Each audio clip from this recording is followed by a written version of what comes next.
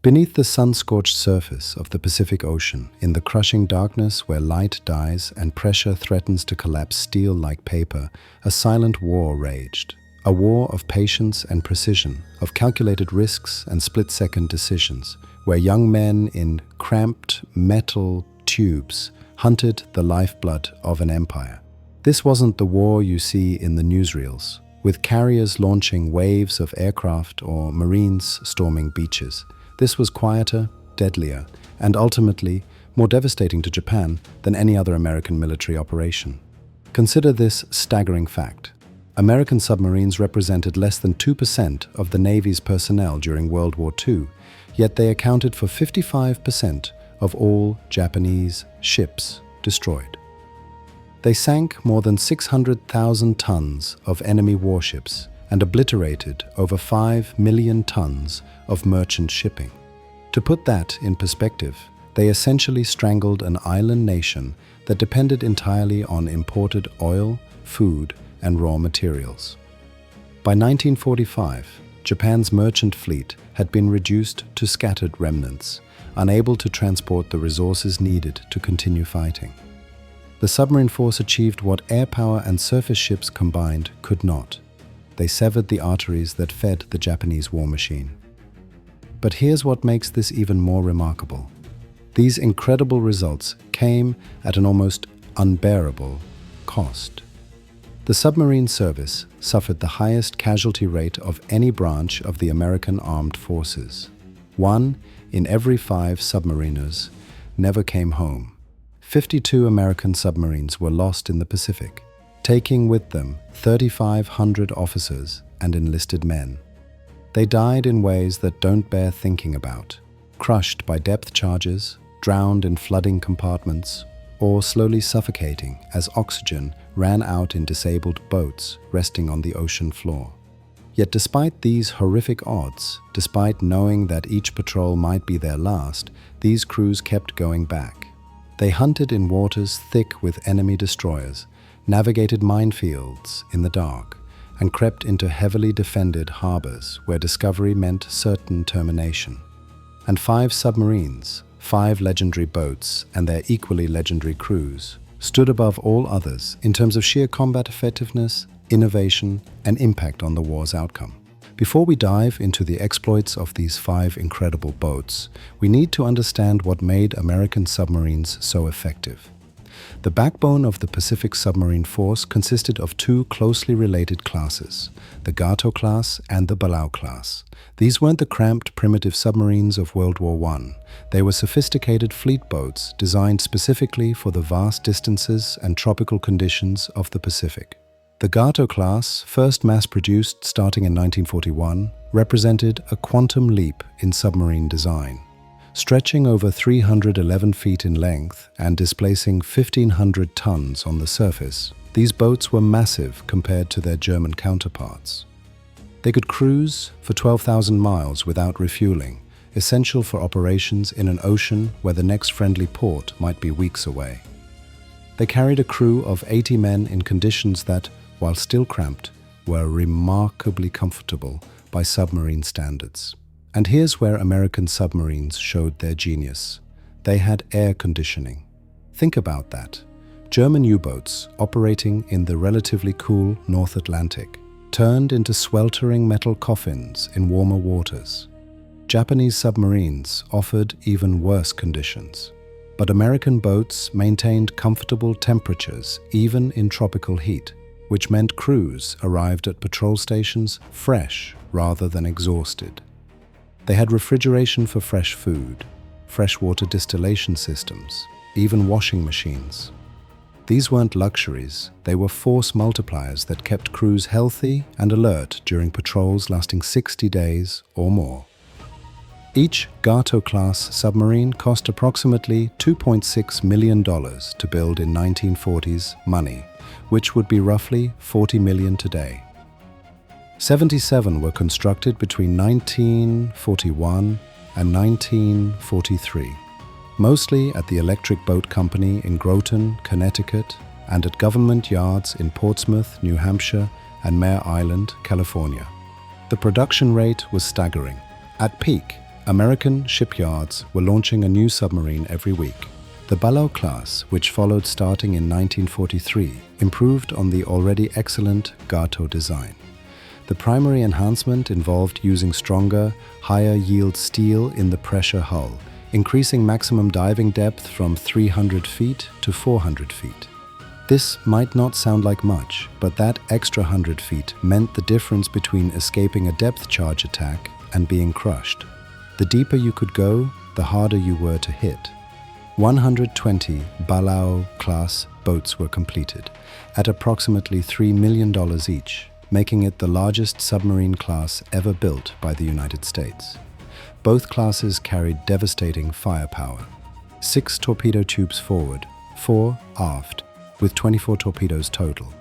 Later in the war, many boats mounted 5-inch deck guns for surface attacks, plus 40mm Bofors guns and 20mm Oerlikon cannons for anti-aircraft defense. They could lay mines, conduct reconnaissance, rescue downed pilots, and land special operations teams. These were true multi-mission platforms, limited only by the imagination and daring of their commanders. And that brings us to our 5 legendary boats, each one a testament to what American engineering, crew skill, and commander audacity could achieve when combined. If you had to choose one submarine that embodied everything a combat sub should be, it would be USS Tang. Her record remains unmatched to this day. In just 5 war patrols spanning less than a year of combat operations, Tang sank 33 Japanese ships totaling over 116,000 tons. No other American submarine in all of World War II matched that total for ships destroyed. Her 3rd patrol alone accounted for 10 ships sunk, still the record for a single patrol. The man who made Tang legendary was Commander Richard O'Kane, and to understand Tang, you need to understand O'Kane. He'd cut his teeth as executive officer on USS Wahoo under the equally legendary Mush Morton, learning aggressive, innovative tactics that turned submarine warfare on its head. When O'Kane took command of the brand new Tang in October 1943, he brought with him a killer instinct and tactical brilliance that terrified the Japanese. O'Kane pioneered techniques that other submarine commanders considered suicidal. He'd take Tang right into the middle of enemy convoys, attacking targets ahead and behind, using the submarine's low profile and the chaos of battle to avoid escorts. He conducted surface attacks at night, relying on speed and surprise rather than stealth. He'd fire torpedoes from ranges so close that his crew could see the expressions on enemy sailors' faces through the periscope. His 3rd patrol into the Yellow Sea in June and July 1944 became the stuff of legend. Tang entered waters so thoroughly patrolled by Japanese destroyers that other submarines avoided the area. O'Kane didn't care. Over the course of the patrol, he methodically stalked and destroyed convoy after convoy.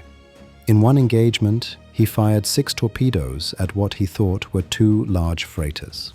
Post-war analysis of Japanese records revealed those torpedoes actually hit 4 different ships, all of which sank. The Japanese never knew what hit them. But Tang's incredible run came to a tragic, almost unbelievable end on her 5th patrol. On the night of October 24, 1944, Tang was engaged in a surface attack against a Japanese convoy in the Formosa Strait. She'd already fired 23 torpedoes, achieving an extraordinary hit rate. O'Kane ordered the 24th and final torpedo launched at a transport, then prepared to withdraw. The torpedo left the tube normally, running hot and straight. Then, horrifically, it began to turn. The electric Mark 18 torpedo had a known defect that could cause it to run in a circle. O'Kane and his crew watched in frozen horror as their own torpedo curved through the water and slammed into Tang's stern. The explosion was catastrophic. Tang went down in 180 feet of water, taking 78 men with her. Only 9 survived, using Momsen lungs to escape from the sunken submarine, the only known time this escape device was successfully used operationally. O'Kane was one of the 9. They spent the rest of the war in Japanese prisoner-of-war camps, enduring brutal treatment but surviving to tell Tang's story. After the war, when Japanese records were examined, Tang's true record emerged. O'Kane received the Medal of Honor for his final 2 engagements, even though he spent them as a prisoner. Tang received 4 battle stars and 2 Presidential Unit citations. And the record she set, 33 ships sunk, stands to this day as the achievement no other American submarine ever matched. Before there was Tang, there was Wahoo. Before O'Kane commanded, he learned, and his teacher was a commander so aggressive, so innovative, so utterly fearless that he fundamentally changed how submarines fought. Lieutenant Commander Dudley "Mush" Morton. Wahoo's first 2 patrols under her original skipper had been disappointing. The boat had missed opportunities, failed to press attacks, and returned with little to show. Then Morton took command in December 1942, and everything changed. His first act was to address the crew with words that became legendary in the submarine service. "Wahoo is expendable. We will take every reasonable risk to hurt the enemy." Then he offered anyone who wanted to transfer off the boat half an hour to make their decision. Not a single man left. Morton and O'Kane, serving as executive officer, developed a revolutionary partnership. Traditional submarine doctrine had the captain at the periscope calling out ranges and bearings while the executive officer plotted the attack. Morton flipped this. He had O'Kane run the periscope and call the shots while Morton worked the plotting table, calculating intercept courses and firing solutions. This freed O'Kane to focus entirely on the tactical picture while Morton handled the strategic decisions. It was devastatingly effective. Wahoo's 3rd patrol into the Yellow Sea in January 1943 became the model for aggressive submarine warfare. Morton took Wahoo into shallow, heavily patrolled waters where other submarines feared to go. When Wahoo encountered a Japanese convoy, Morton didn't skulk around the edges firing long-range torpedoes. He drove straight into the middle of the formation, attacking ships ahead and behind, then fought his way out on the surface when destroyers came hunting. Over the course of that patrol, Wahoo sank 4 confirmed ships. When she pulled into Pearl Harbor on February 7, 1943, flying a broom from her periscope mast to signal a clean sweep, Admiral Lockwood himself came down to the dock to greet them. The tactics Morton and O'Kane had developed, aggressive surface attacks and close-range engagements, became the new standard for the submarine force. Wahoo completed 6 patrols under Morton, sinking 20 ships and terrorizing Japanese convoy routes.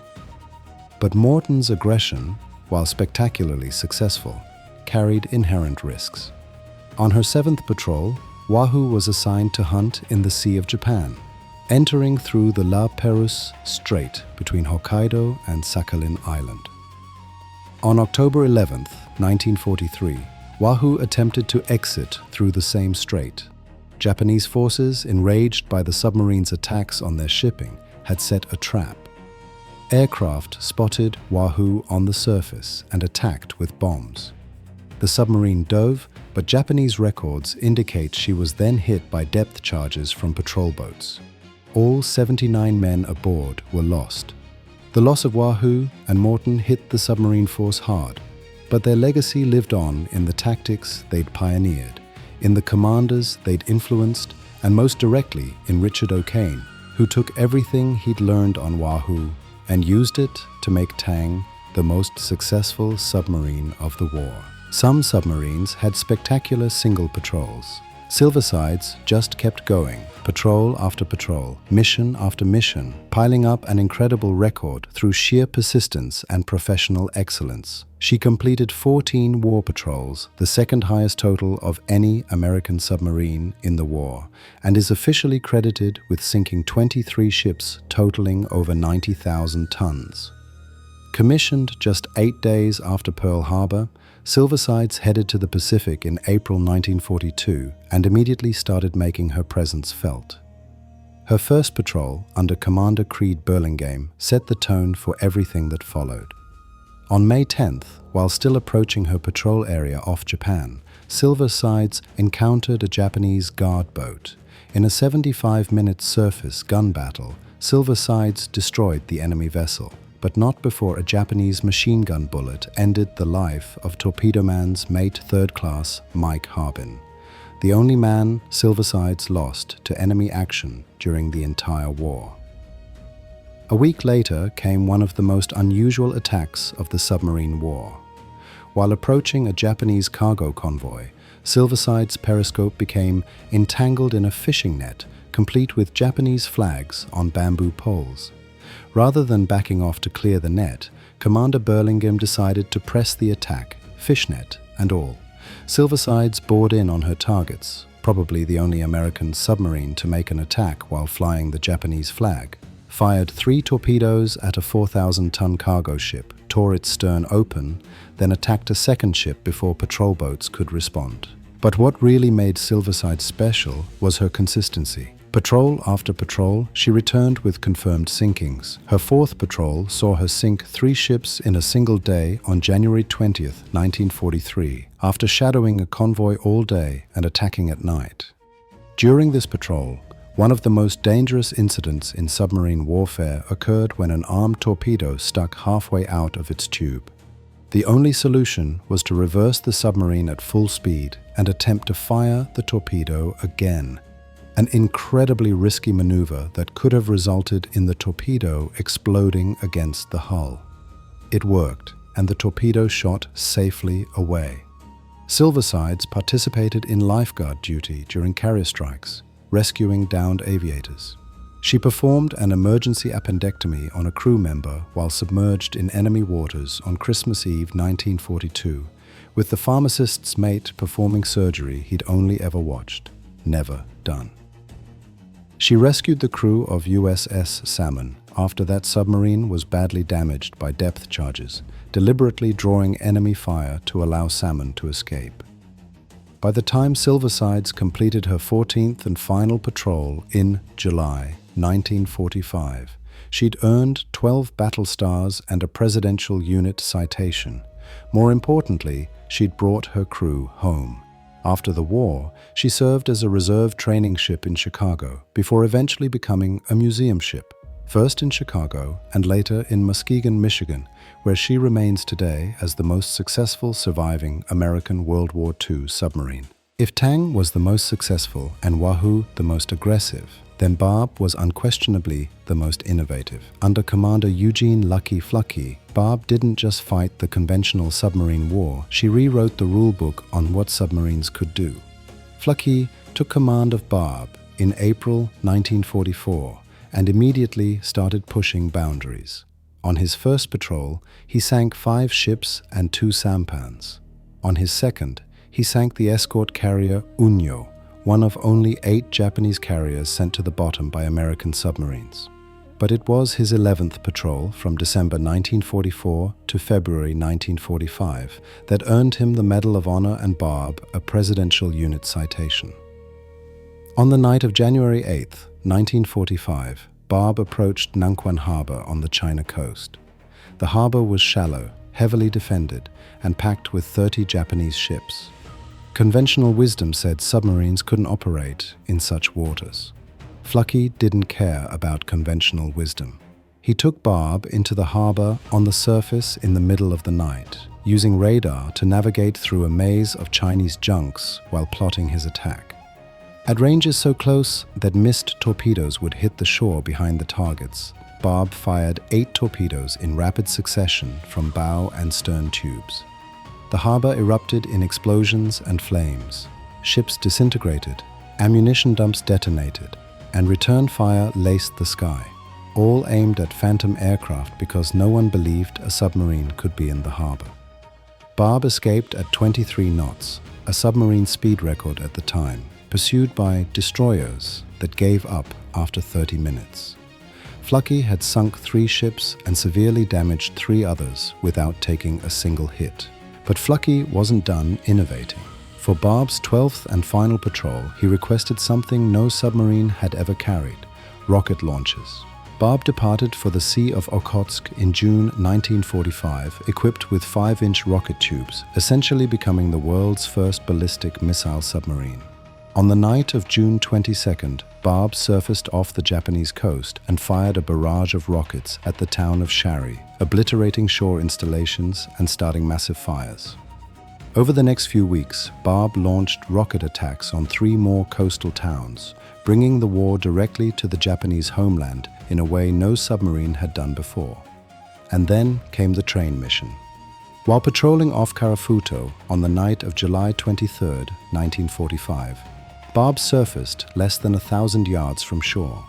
8 carefully selected crew members, led by Chief of the boat Paul "Swish" Saunders, paddled ashore in rubber boats carrying 55 pounds of explosives, working frantically with only 3 hours before Barb would have to leave with or without them. They dug out space beneath a railroad track and rigged a pressure-triggered mine. They made it back to Barb with minutes to spare. As the submarine withdrew, a 16-car Japanese supply train rolled over the mine. The explosion was spectacular. Flucky, watching through the periscope, saw the locomotive's boiler blow, sending wreckage 200 feet into the air ahead of a mushroom cloud of smoke. 16 cars piled into the wreckage in a twisted mass of metal. It was the only ground combat operation on the Japanese home islands during World War II, and it was conducted by 8 submariners who were supposed to fight from underwater. Barb returned to Pearl Harbor flying a battle flag that included a unique marking, a Japanese locomotive. She'd sunk 17 ships totaling over 96,000 tons, conducted the first submarine rocket attacks in history, and destroyed a train. Eugene Flucky received the Medal of Honor, 4 Navy Crosses, and went on to retire as a Rear Admiral. And Barb demonstrated that in submarine warfare, the only limits were imagination and courage. While Tang holds the record for ships sunk and Barb for innovation, USS Flasher quietly compiled a record that still stands, the highest confirmed tonnage destroyed by any American submarine in World War II. Over the course of 6 war patrols, Flasher sent 100,231 tons of Japanese shipping to the bottom, including 4 major warships. What made Flasher's achievement particularly remarkable was the quality of her targets. She didn't just sink merchant ships and transports. On her 4th patrol, she sank the heavy cruiser Oi with a spread of torpedoes that broke the warship's back. Later in the same patrol, she destroyed the oiler Hakomaru and damaged the destroyer Kishinami. Her 5th patrol saw her sink another tanker and 2 large freighters in coordinated attacks that demonstrated textbook submarine tactics.